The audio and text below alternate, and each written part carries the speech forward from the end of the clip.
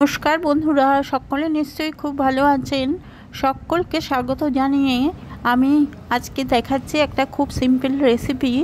এটা আমরা সব সময় ফেলেই দিই, কিন্তু এই আলুর খোসাটা ফেলে না দিয়ে একদিন আমি যেইভাবে করছি সেইভাবে করে খেয়ে দেখুনই না, এটা কত সুন্দর, কত ক্রিস্পি, কত অপূর্ব লাগে। আমি এখানে আলুর খোসাটাকে পিলার দিয়ে না ছাড়িয়ে বটি দিয়ে ছাড়াচ্ছি একটু মোটা মোটা করে। পিলার দিয়ে ছাড়ালে একটু পাতলা পাতলা হয়, আলুর খোসায় কিচ্ছুই থাকে না, কিন্তু বটি দিয়ে ছাড়ালে খোসাটা একটু মোটা মোটা হয়। এটা দেখতেও ভালো লাগে, টেস্টটাও ভালো পাওয়া যায়। খোসাটা আমি ছাড়িয়ে নিয়েছি। এইবারে সমস্ত খোসাটা আমি জল দিয়ে দুবার তিনবার করে খুব ভালো করে ধুয়ে নেব। ধুয়ে নিয়ে এটা কড়া রোদ্দুরে একদম শুকিয়ে নেব। শুকিয়ে নেওয়ার পর ঝুড়ি করে আমি শুকাতে দেব। তারপরে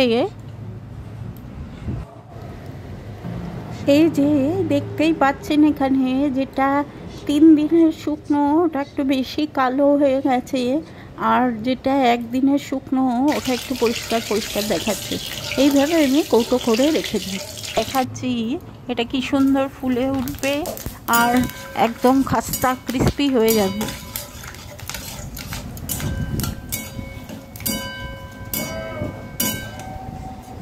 এখানে আমার ভাজা হয়ে গেছে, একদম ক্রিস্পি হয়ে গেছে। এটা একদম 2 মিনিটেই হয়ে যায় রান্না, আর কোনো কষ্টও নেই তৈরি করতে। খালি খোসাটা ধুয়ে রোদ্দুরে শুকানো।